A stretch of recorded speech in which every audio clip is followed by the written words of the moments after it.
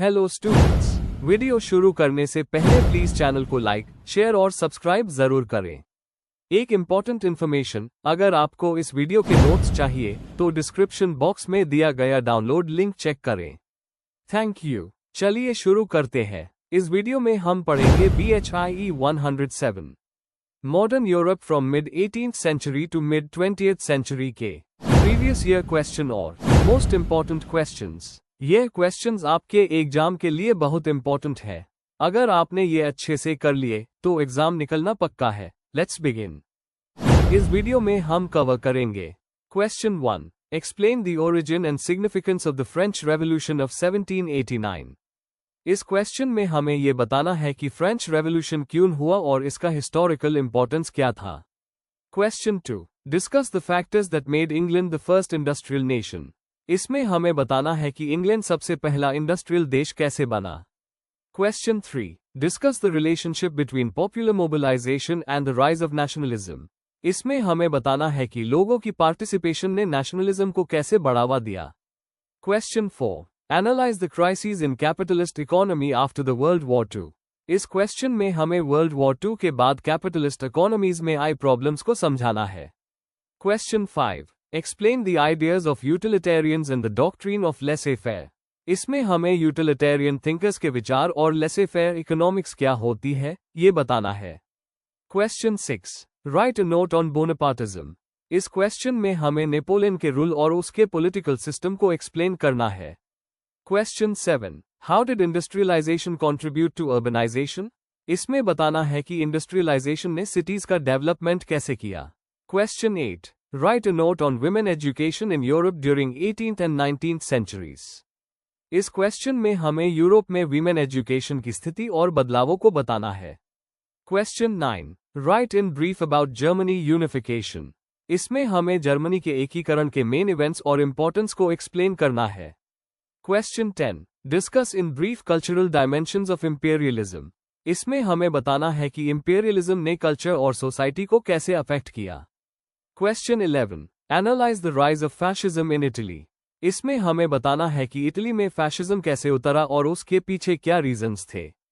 Question 12, discuss the cultural changes following the second world war. इस question में हमें world war II के बाद कल्चर में आए चेंजेस को बताना है। Question 13, right short notes on any two of the following. इसमें हमें इन 4 टॉपिक्स में से किसी 2 पर छोटी सी नोट लिखनी है। Colonialism, nation state, the cold war, enlightenment. अगर आपको इस वीडियो के नोट्स चाहिए तो डिस्क्रिप्शन बॉक्स में दिए गए डाउनलोड लिंक को जरूर चेक करें। Thank you. Question 1, explain the origin and significance of the French revolution of 1789। Question explanation. इस क्वेश्चन में हमें ये बताना है कि 1789 में फ्रेंच रेवोल्यूशन क्यों हुआ था, उसके पीछे क्या वजह थी और इसका हिस्टोरिकल इंपॉर्टेंस क्या था। हमें पॉलिटिकल, सोशल और इकोनॉमिक कॉजेस को एक्सप्लेन करना है और रिवॉल्यूशन के लॉन्ग टर्म इम्पैक्ट पर भी बात करनी है। आंसर। इंट्रोडक्शन। फ्रेंच रेवोल्यूशन 1789 एक ऐसा इवेंट था जिसने सिर्फ फ्रांस ही नहीं पूरे दुनिया की पॉलिटिक्स को बदल दिया। ओरिजिन का मतलब है उसके पीछे के रीजंस। इकोनॉमिक प्रॉब्लम्स, सामाजिक इनइक्वालिटी और एनलाइटनमेंट के आइडियाज। सिग्निफिकेंस का मतलब है इसका इफेक्ट और इम्पोर्टेंस। थिंकर्स जैसे रूसो और मॉन्टेस्क्यू ने रिवॉल्यूशन की सोच को इंस्पायर किया। अब हम डिटेल में इसके कॉजेज और इम्पैक्ट को समझेंगे। Main body. 1, origins of the French revolution. सामाजिक असमानता, सोशल इनइक्वालिटी। फ्रांस में 3 एस्टेट, पहला क्लर्जी, दूसरा नोबिलिटी और तीसरा कॉमन लॉग। सिर्फ तीसरे एस्टेट को टैक्स देना पड़ता था, लेकिन उनका कोई पॉलिटिकल राइट नहीं था। इस वजह से लोगों में नाराजगी बढ़ गई। आर्थिक संकट, economic crisis.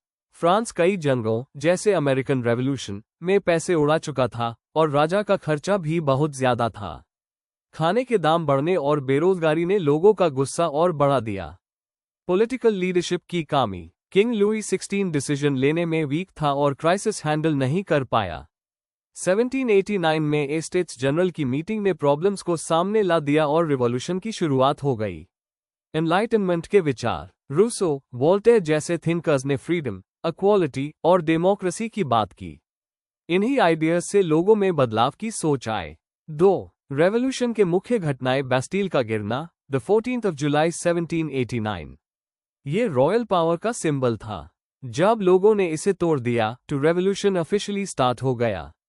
Declaration of rights of man and citizen, अगस्त 1789 में ये डॉक्यूमेंट पास हुआ जिसमें फ्रीडम और इक्वालिटी की बात की गई। फ्यूडल सिस्टम का खात्मा, नेशनल असेंबली ने फ्यूडल प्रिविलेजेस को खत्म कर दिया जो सामाजिक असमानता का बेस था। राजा की हत्या और रिपब्लिक का गठन, 1793 में किंग लुई 16 को फांसी दी गई और फ्रांस एक रिपब्लिक बन गया। 3. फ्रेंच रेवोल्यूशन का महत्व, मोनार्की का अंत, राजा का रूल खत्म हुआ और डेमोक्रेटिक रूल आया। डेमोक्रेटिक सोच का विस्तार, लिबर्टी, इक्वालिटी, फ्रेटर्निटी जैसे आइडियाज पूरी दुनिया में फैल गए और भी कई देशों में रिवॉल्यूशन आए। सिटीजन का कॉन्सेप्ट, पावर अब लोगों के पास है, राजा के पास नहीं। सभी सिटीजन्स को बराबरी का अधिकार मिला। नेशनलिज्म का उदय, लोग अपने आप को किंग से नहीं नेशन से जोड़ने लगे। इससे मॉडर्न नेशन स्टेट्स बने। 4.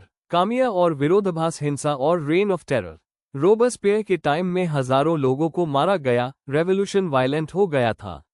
वीमेन और माइनॉरिटीज की अवहेलना, वीमेन को राइट्स नहीं मिले, स्लेव्स भी पीछे छूट गए। रेवोल्यूशन मोस्टली मेल डोमिनेटेड था। कंक्लूजन, फ्रेंच रेवोल्यूशन एक ऐसा पाल था जिसने दुनिया की पॉलिटिक्स और सोसाइटी को नए तरीके से सोचने पर मजबूर किया। इसमें खामियां थी, लेकिन इसने डेमोक्रेसी और फ्रीडम के आइडियाज को दुनिया भर में फैलाया। इसका इम्पैक्ट आज भी पॉलिटिक्स में महसूस होता है। अगर आपको इस वीडियो के नोट्स चाहिए तो डिस्क्रिप्शन बॉक्स में दिए गए डाउनलोड लिंक को जरूर चेक करें। Thank you. Let's see the next question. Question 2. Discuss the factors that made England the first industrial nation. Question explanation. इस क्वेश्चन में हमें बताना है कि इंग्लैंड दुनिया का पहला इंडस्ट्रियल देश कैसे बना। हमें उन सभी फैक्टर्स को एक्सप्लेन करना है जैसे जियोग्राफी, इकोनॉमी, पॉलिटिक्स, सोसाइटी और टेक्नोलॉजी जिन्होंने इस डेवलपमेंट में रोल प्ले किया। ये भी बताना जरूरी है कि इंग्लैंड दूसरे देशों से कैसे अलग था। आंसर। इंट्रोडक्शन। इंडस्ट्रियल रेवोल्यूशन का मतलब है हाथ से काम करने से मशीन्स के इस्तेमाल तक का बदलाव, जो सबसे पहले इंग्लैंड में 18th सेंचुरी के एंड में हुआ। इंग्लैंड में ये बदलाव अलग अलग फैक्टर्स की वजह से हुआ जैसे natural resources, colonial empire, political stability और नए इन्वेंशंस। एडम स्मिथ और हॉब्सबाउम जैसे थिंकर्स ने इस पर डिटेल में काम किया है।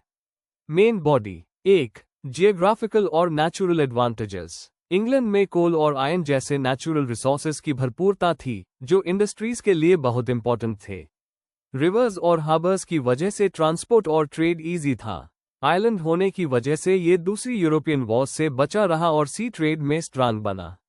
2. इकोनॉमिक और कॉलोनियल पावर। ब्रिटिश एम्पायर के पास कॉलोनीज थी जहां से कॉटन जैसे रॉ मटेरियल्स मिलते थे और अपने गुड्स बेचे जाते थे। अटलांटिक ट्रेड और स्लेव ट्रेड से इंग्लैंड के ट्रेडर्स ने बहुत पैसा कमाया। कैपिटलिज्म का कल्चर था जहां लोग नए बिजनेस आइडियाज में पैसा इन्वेस्ट करते थे।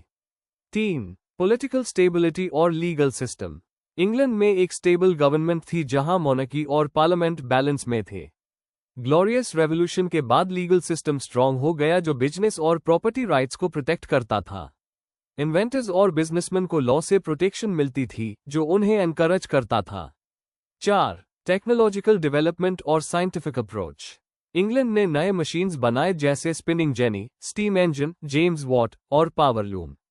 साइंस और प्रैक्टिकल सोच की वजह से इन्वेंशंस प्रोडक्शन में उस होने लगे। रॉयल सोसाइटी जैसे इंस्टीट्यूशंस ने इन्वेंटर्स को सपोर्ट दिया। 5. एग्रीकल्चरल रेवोल्यूशन और labour supply.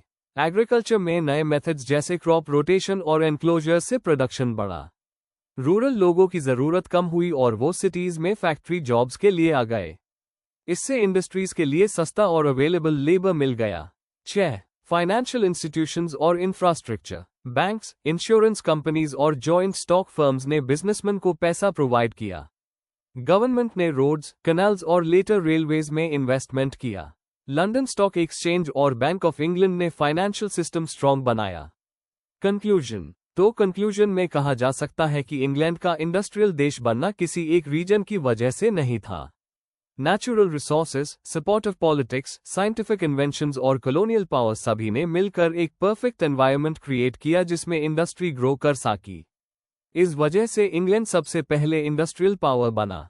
If you need the notes of this video, there's a download link in the description box. Be sure to check it out. Thank you. Let's see the next question. Question 3. Discuss the relationship between popular mobilization and the rise of nationalism.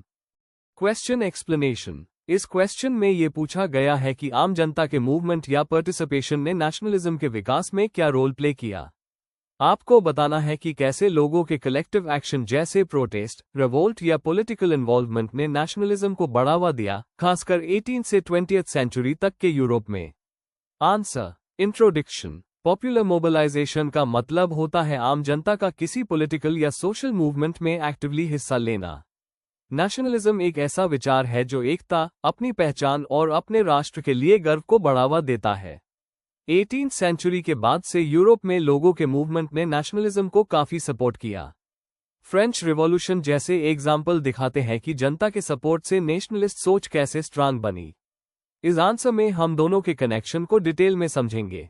Main body. 1. French revolution का role, लोक संघर्ष और nationalism. 1789 की French revolution एक major example है जहां आम जनता के अपराइजिंग से नेशनलिज्म स्ट्रांग हुआ।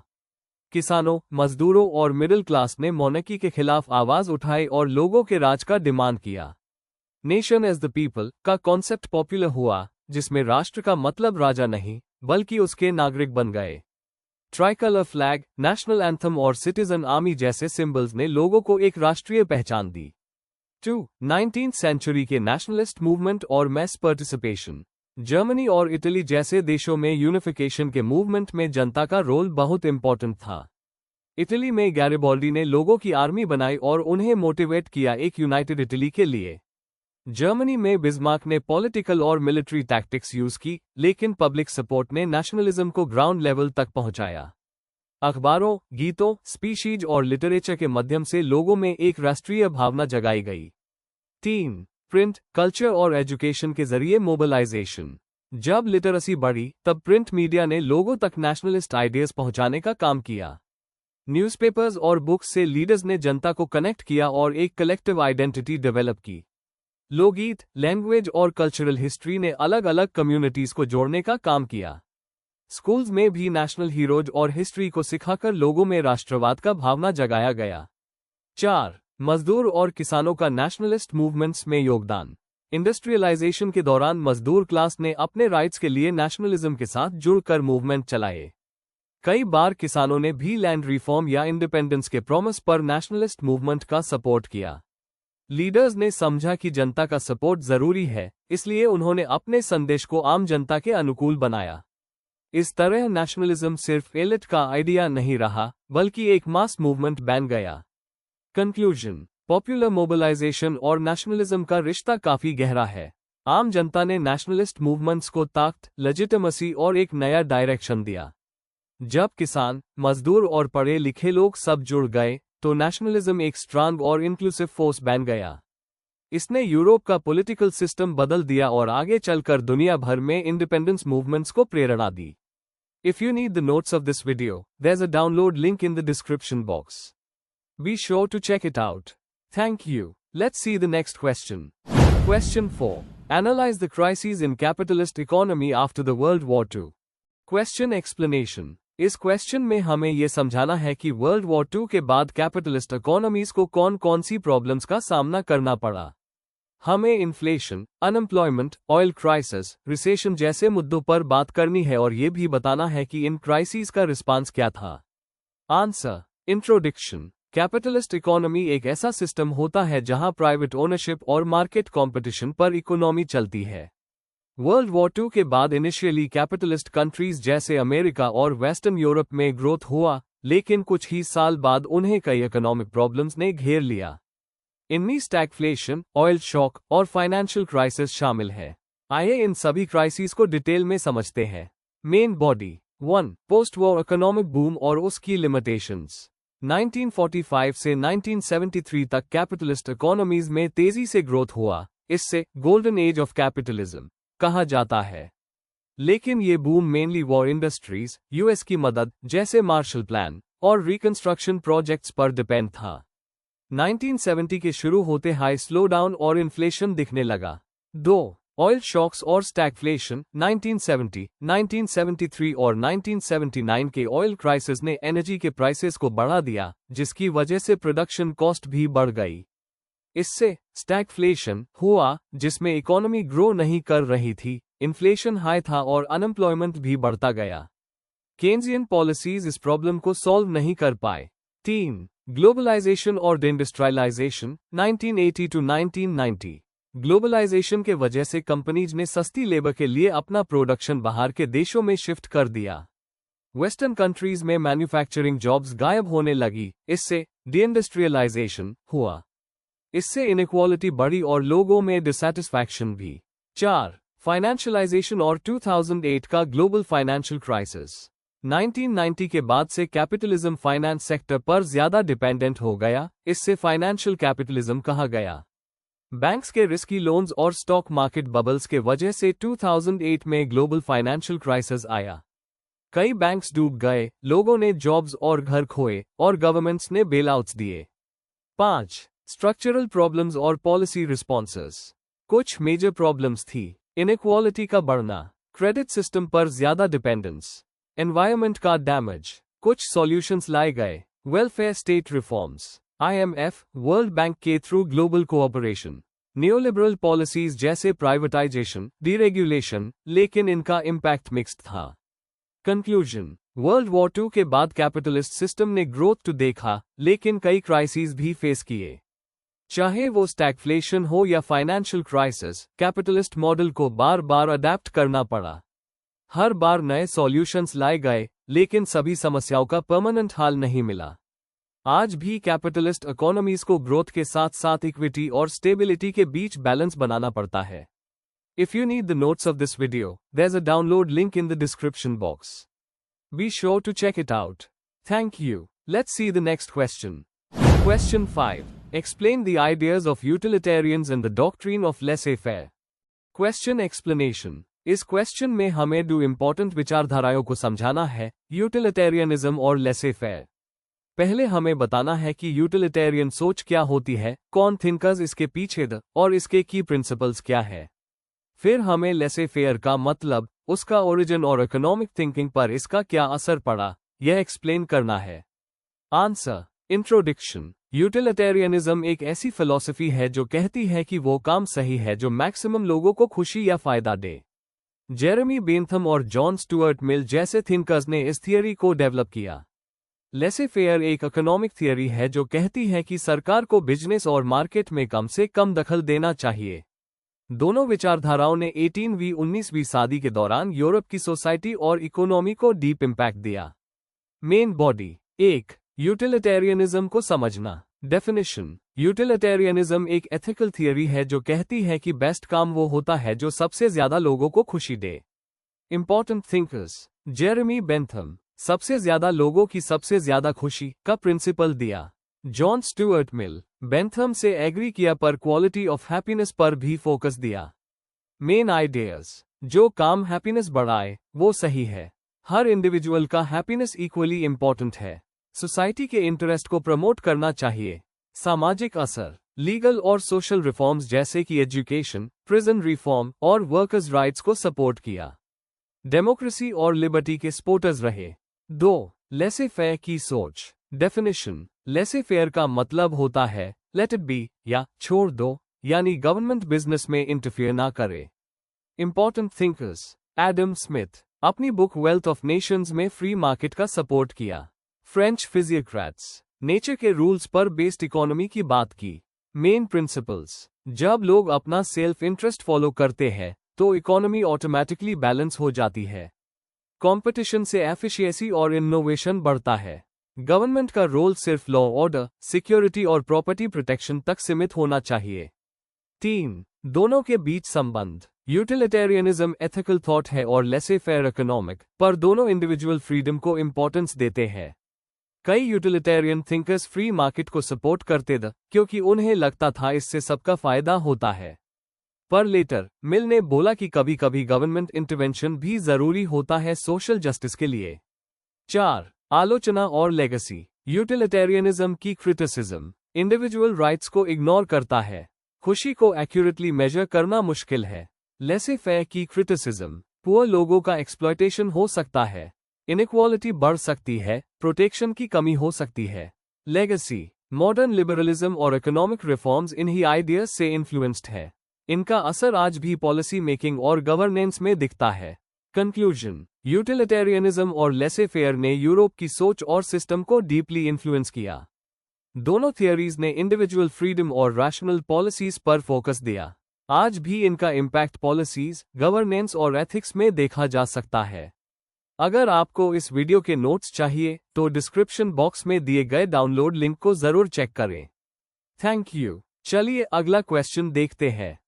Question 6, write a note on Bonapartism. Question explanation, इस क्वेश्चन में हमें बोनापार्टिज्म के कॉन्सेप्ट को समझाना है।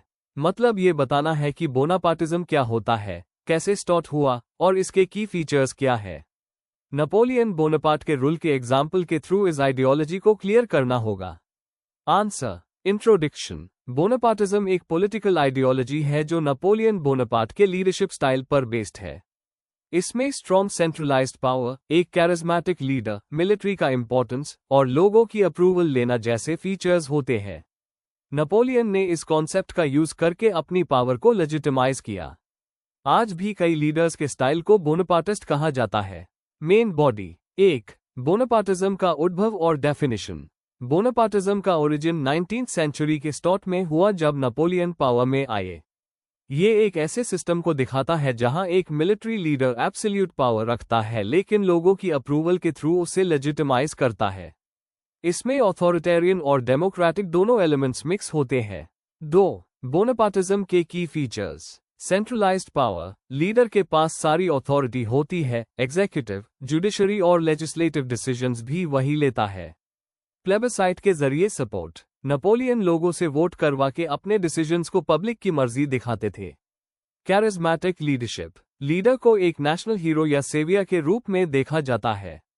मिलिट्री का रोल, आर्मी का मेजर रोल होता है ऑर्डर मेंटेन करने और नेशनल प्राइड को बढ़ाने में। 3. नेपोलियन के रूल में बोनापार्टिज्म।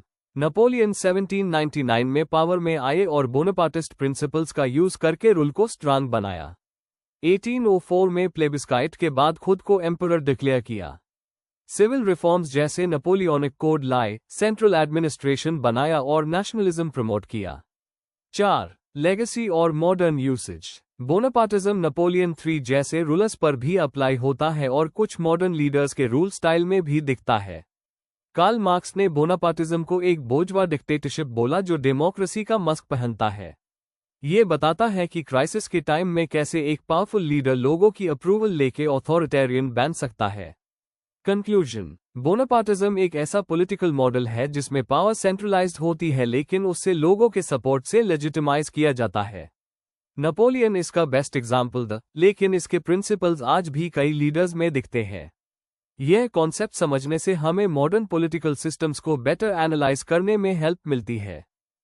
Before we end, please like, share and subscribe the channel for more such study materials and one important information अगर आपको नोट्स चाहिए तो डिस्क्रिप्शन बॉक्स में डाउनलोड लिंक दिया हुआ है, जरूर चेक करें। Thank you.